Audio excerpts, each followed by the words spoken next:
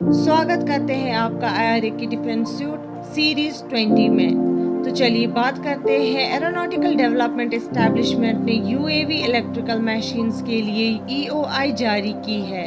India की defence research and development organisation यानी DRDO की सबसे बड़ी लैब एरोनॉटिकल डेवलपमेंट एस्टैब्लिशमेंट यानी ADE इंडिया में ऐसे इंडस्ट्री पार्टनर्स को ढूंढ रही है जो उनके अनमैन्ड एरियल व्हीकल्स यानी UAVs के लिए ज़रूरी पावर सिस्टम्स को डिज़ाइन और डेवलपमेंट करने में मदद कर सके। EOI का मेन मकसद है ADE के UAVs के लिए एक 500 kVA 115/200 VAC 400 Hz variable speed constant frequency यानी VSCF इलेक्ट्रिकल मशीन को डेवलप करना। ये मशीन एयरक्राफ्ट के पावर सप्लाई का एक जरूरी हिस्सा होगा जो एयरक्राफ्ट को इफेक्टिवली चलाने और मिशन को पूरा करने में मदद करेगा।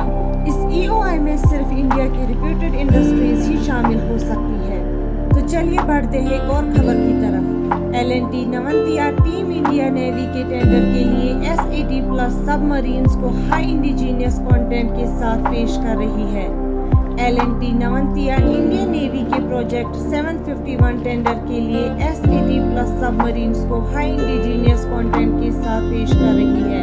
ये टेंडर इंडिया में लोकल कंटेंट को ज्यादा से ज्यादा बढ़ाने पर फोकस करता है, जिसमें लगभग 60% S80+ सबमरीन्स के कंपोनेंट्स लोकली हासिल किए गए हैं। ये इंडिया के मेक इन इंडिया इनिशिएटिव को सपोर्ट करता है जो डोमेस्टिक मैन्युफैक्चरिंग और टेक्नोलॉजी को बढ़ावा देने का काम करता है। S80+ submarine conventional submarine market में एक जरूरी जगह रखती है। इसमें एक advance combat system, enhanced stealth और बायोएथेनॉल से चलने वाला AIP सिस्टम है। टीम को जर्मनी के TKMS से मुकाबला है जो अपनी U212 सबमरीन को Indian partner Mazagon dock shipbuilders limited के साथ पेश कर रहा है।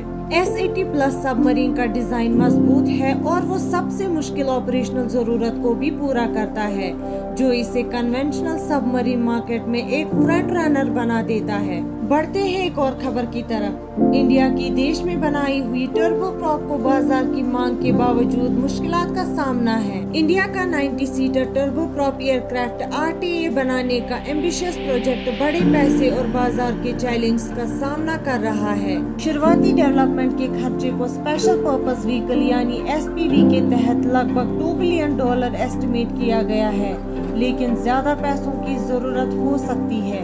RTA के लंबे समय तक चलने की पॉसिबिलिटी उन्हें बड़े इन्वेस्टमेंट को अट्रैक्ट करने पर डिपेंड है शुरुआती खर्चे के अलावा, जिसमें 10 से $15 बिलियन के टैक्स ब्रेक्स और इंसेंटिव्स हैं। इंडियन गवर्नमेंट प्रोजेक्ट को मंजूर करने में कॉशियस है क्योंकि अब वो बड़ा ग्राहक नहीं है। प्रोडक्शन को जस्टिफाई करने के लिए प्राइवेट इंडियन एयरलाइंस को एयरक्राफ्ट को अपनाना होगा।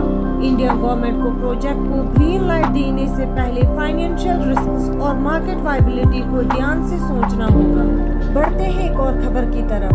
डसल्ट ने राफेल के प्रोडक्शन को इंडिया में तेजी से बढ़ने का वादा किया है और अब DRAL में 100% हिस्सेदारी हासिल करने के लिए कोशिश कर रहा है।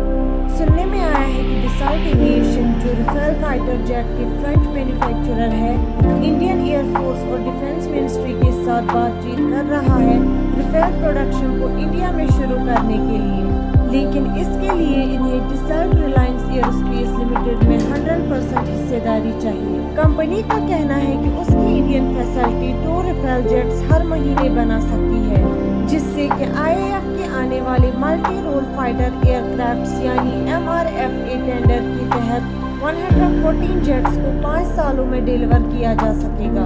डिफेंस एनालिस्ट रनेश राजन ने वार्निंग दी है कि डसल्ट की अभी तक की प्रोडक्शन लिमिटेशंस और MRFA टेंडर की request for personal of issuance India के जनरल इलेक्शंस के बाद होने से टाइमलाइन में अनसर्टेनिटी आ सकती है।